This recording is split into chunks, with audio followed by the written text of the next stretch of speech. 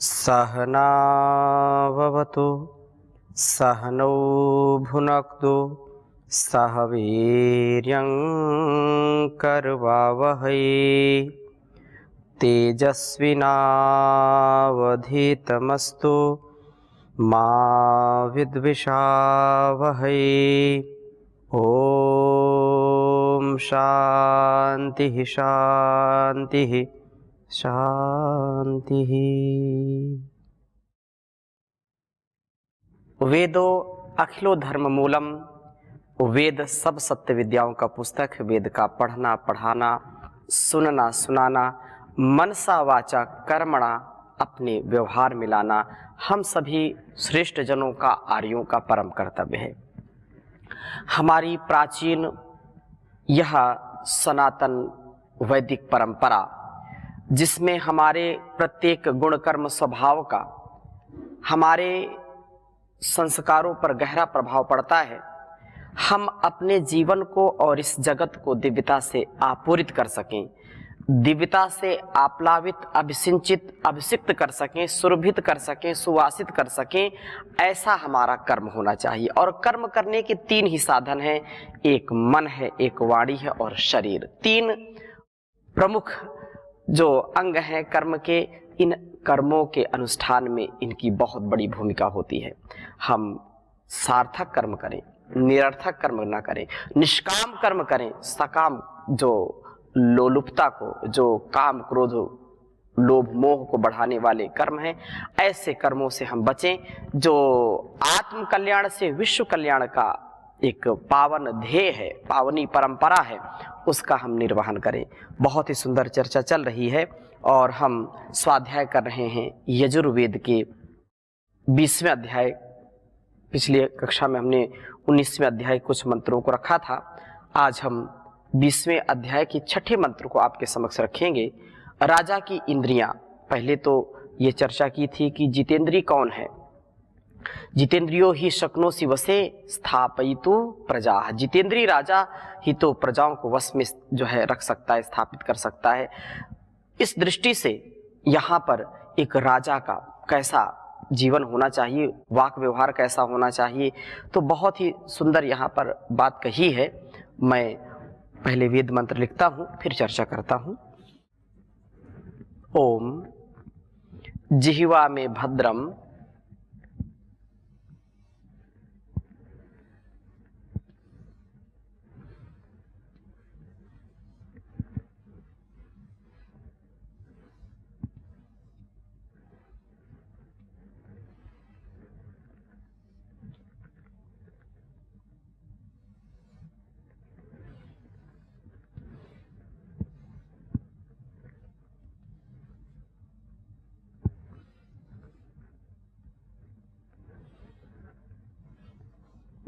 जिह्वा में भद्रम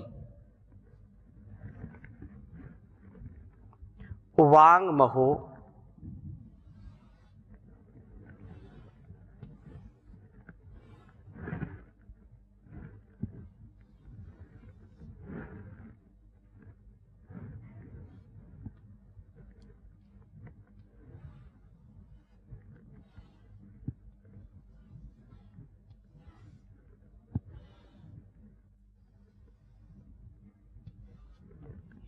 वांग महो मनोमन्युः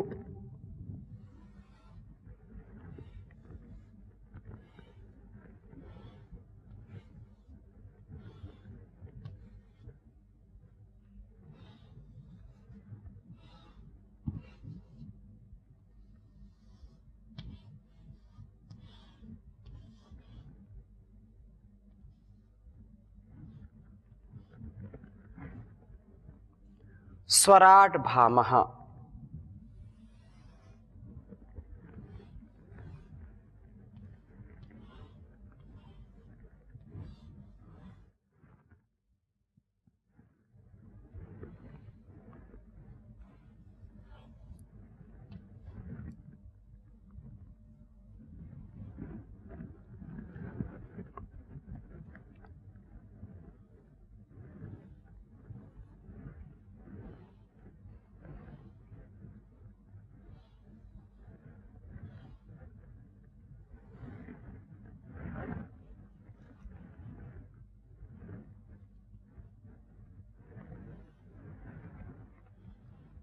मोदाः प्रमोदाः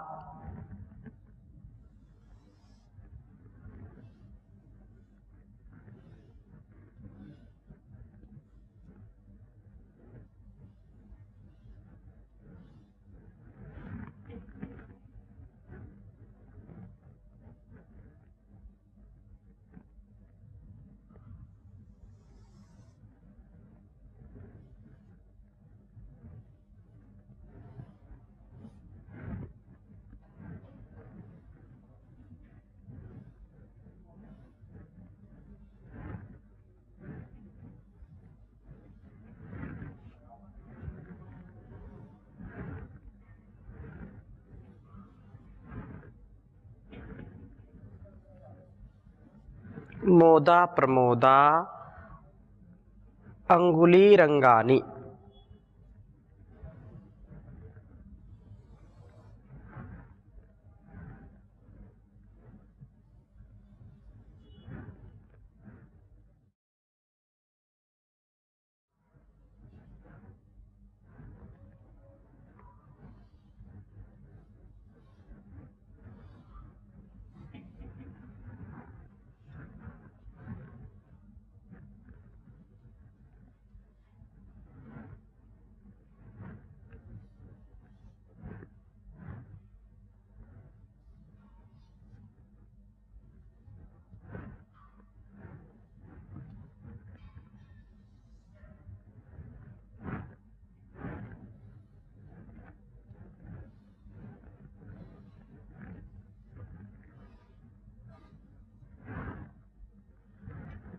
अंगुलीरंगानि मित्रं में सह।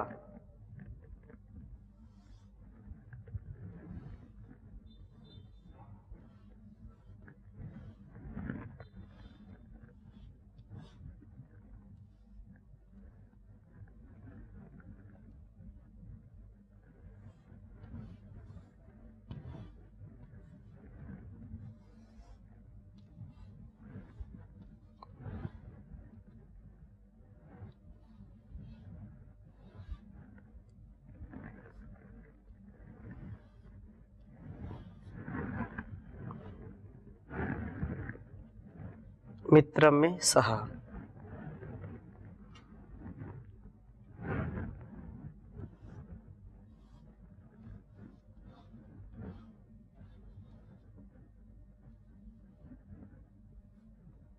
यजुर्वेद का 20वां अध्याय है, जिसका यह 6ठा मंत्र है। ओम जिह्वामि भद्रं वाङ्महो मनोमन्युः स्वराट् भामः मोदः प्रमोदांगुलिरंगानि मित्रं मे सह। बहुत ही सुंदर वेद मंत्र है यह। जिह्वा में जिह्वा अर्थात जुहोती शब्दमन्नम यया, शब्दों का उच्चारण करने वाली तथा अन्न का सेवन करने वाली मेरी यह जिह्वा। बहुत सुंदर बात कही है। जुहोती शब्दम अन्नम, जिसके द्वारा अन्न का ग्रहण किया जाता है और जिसके द्वारा शब्दों का जो है उच्चारण किया जाता है, शब्दों को बोला जाता है, वह जिह्वा कहलाती। जिह्वा तो यह राजा की इंद्रियां कैसी हों, एक श्रेष्ठतम सर्वोत्तम राजा का कर्तव्य और उसकी इंद्रियों पर नियंत्रण, उसका जो है अपने संपूर्ण व्यवहारों पर कैसा उसका बर्ताव होना चाहिए। तो कहा कि जो मेरी यह जिह्वा अन्न का और शब्दों के उच्चारण का सेवन करने वाली मेरी यह जिह्वा भद्रम, भद्र हो। भद्र शब्द भी भदी कल्याणे सुखेचा, अर्थात यह कल्याण व सुख का साधन बने, कभी भी दुख का साधन ना बने। कभी भी यह अनावश्यक, अनर्गल, निरर्थक, अभद्र शब्दों का उच्चारण करने वाली ना हो। मेरी वाणी भद्र बोलने वाली हो, अच्छे, जो सुख और समृद्धि को, कल्याण को प्राप्त कराने वाली मेरी वाणी हो। भदी कल्याणे सुखेचा, सुख और कल्याणकारी मेरी वाणी होनी चाहिए। मेरे शब्द लोगों को सुख पहुंचाएं, मेरे शब्द दूसरों के कल्याण के लिए हो, अकल्याण के लिए कभी ना हो। यह भद्र बनने के लिए ही यह शुभ शब्दों का उच्चारण करें तथा सात्विक अन्नों का सेवन करें। यह मेरी जो वाणी है वह सदा ही सात्विक अन्न का सेवन करे। रसना, रस ले, लेकिन ऐसा रस जिससे मेरा तन, मेरा मन कभी भी रोगी ना हो, मानसिक और शारीरिक रोग ना हो, चंचलता ना आए। और अगली बात कही है वांग महा। यहां वांग महा, मेरी वाणी पूज्य देश शास्त्र बोधक, बोध युक्ता, पूजनीय हो, यह उत्तम वेद ज्ञान से युक्त हो। मेरी वाणी उत्तम ज्ञान से युक्त, ज्ञान युक्त ही शब्द मेरे मुख से निकले। अज्ञानता, अविवेक पूर्ण जो व्यवहार है वो कभी ना हो। मेरी वाणी से निकला हुआ एक एक शब्द बहुत ही यशस्वी होना चाहिए, उत्तम ज्ञान से युक्त होना चाहिए। और मन, मन हमारा मन्यु अवबोध वाला हो, मननशील हो। एक है बोध, एक है प्रतिबोध, अवबोध। तो हम संसार के जो व्यवहार हैं उनमें भी निरत रहें, लेकिन कभी कभी आत्मचिंतन भी करें, मनन करें, निधिध्यासन करें। मननात् मनुष्यः कहा है, मत्वा कर्माणि सिद्ध्यन्ति इति मनुष्याः। जो मनन पूर्वक, चिंतन पूर्वक कर्मों का संपादन करता है, कर्मों का अनुष्ठान करता है, वास्तव में वही मनुष्य कहलाने के योग्य है। अतः यह जो पूजनीय हो, उत्तम ज्ञान से युक्त हो और मेरा मन अवबोधन वाला होना चाहिए, मननशील होना चाहिए। भामह, मेरा तेज स्वराट स्वयं चमकने वाला हो। मुझे तेजस्विता के लिए आभूषणों या विलेपनों की आवश्यकता ना हो। इन आभूषणों व विलेपनों के बिना भी मैं तेजस्वी प्रतीत हूँ। बहुत बड़ी बात है कि जब हम अपनी इंद्रियों पर नियंत्रण रखेंगे, अपने संपूर्ण इंद्रियों पर नियंत्रण रखेंगे, तो मेरा शरीर, मेरा पूरा स्वरूप, यह पूरा जो विग्रह है तेजस्वी हो जाता है। बाहर की जो आभूषण है, जो बाहर की चीजें हैं, कोई लेप करता है, कोई दिन भर लीपा पोती करते रहते हैं सुंदर बनने के लिए, सुंदर दिखने के लिए, इत्र और पता नहीं क्या क्या जो है लोग साज सजाते हैं, ये कभी भी सुंदरता नहीं बढ़ा सकते। थोड़ी सुंदरता आएगी, शरीर की सुंदरता तो बढ़ा सकते हैं, मन और वाणी की सुंदरता संसार का कोई भी व्यक्ति बिना उसको जो है वेदोक्त, बिना उसको अभ्यास मिलाए नहीं कर सकता है। क्योंकि ये संसार के जो आभूषण है वो तो क्षीण हो जाते हैं। बहुत सुंदर भर्तृहरि ने लिखा है कि जो है केयूराणि न भूषयन्ति पुरुषं, हारा न चंद्रोज्ज्वला, न स्नानं न विलेपनं न कुसुमं, नालंकृता मूर्धजाः, वानेका समलंकरोति पुरुषं, या संस्कृता धार्यते, क्षीयन्ते खलु भूषणानि सततं, वाग्भूषणं भूषणं वाग्भूषणं भूषणं।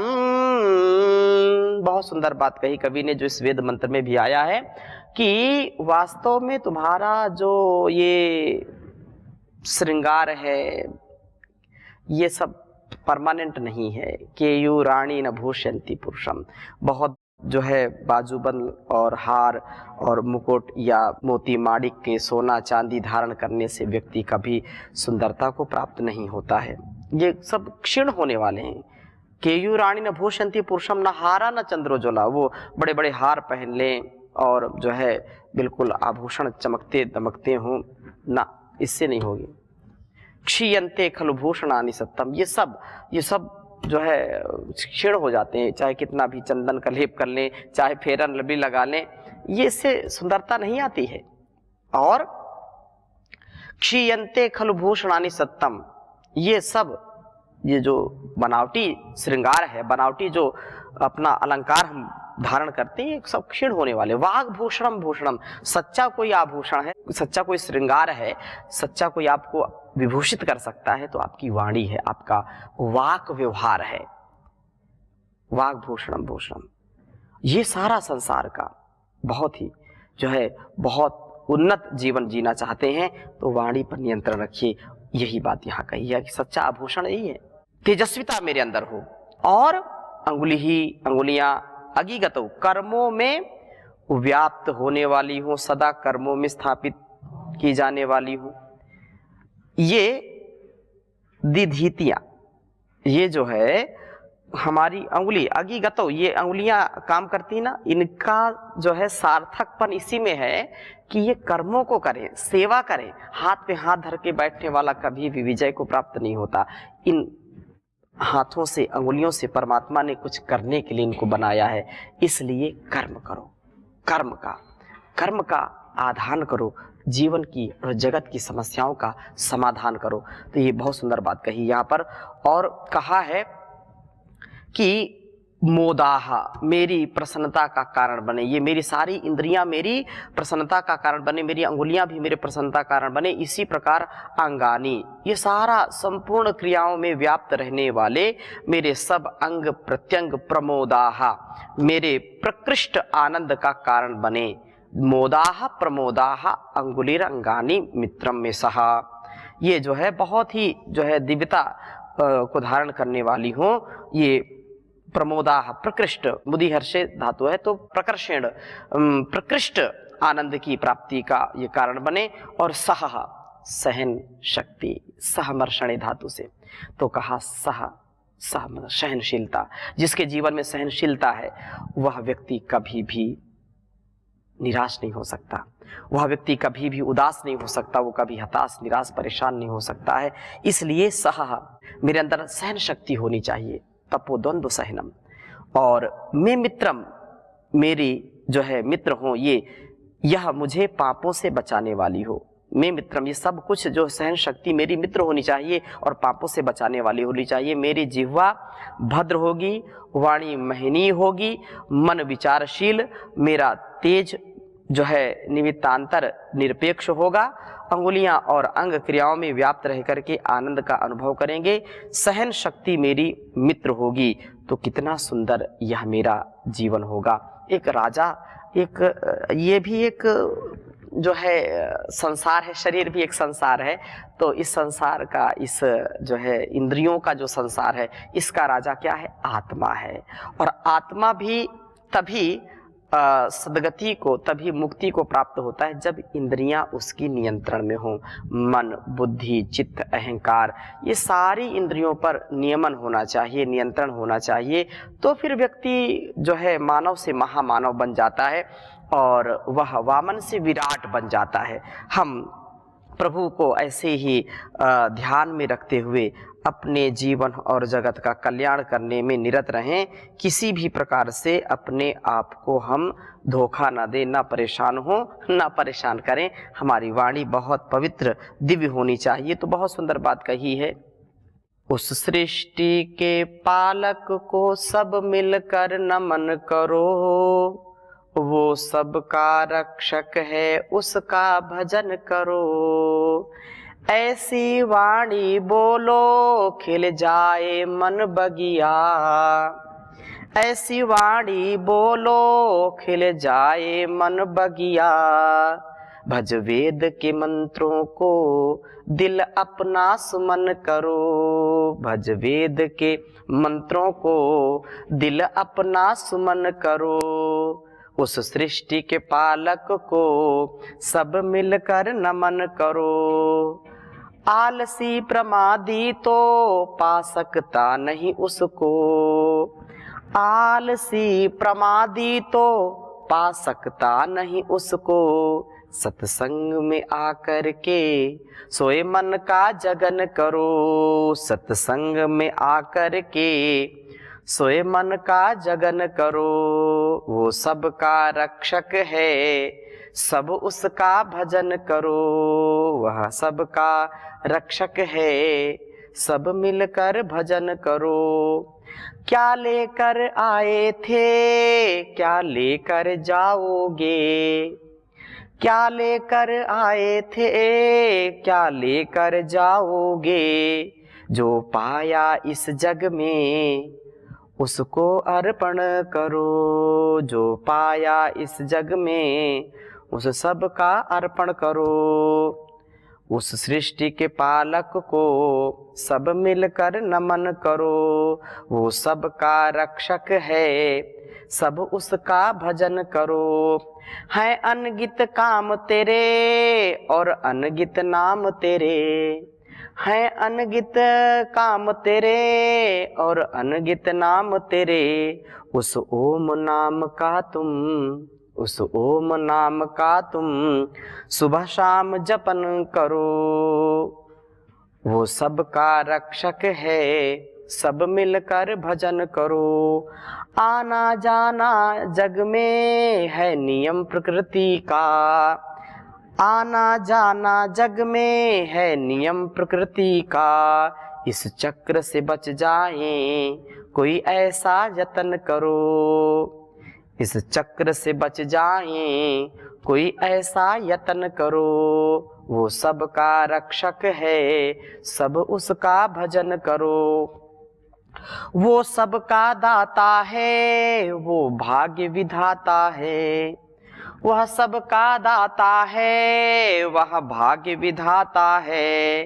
तज काम सभी जग के उस ओम से लगन करो। तज काम सभी जग के उस ओम से लगन करो।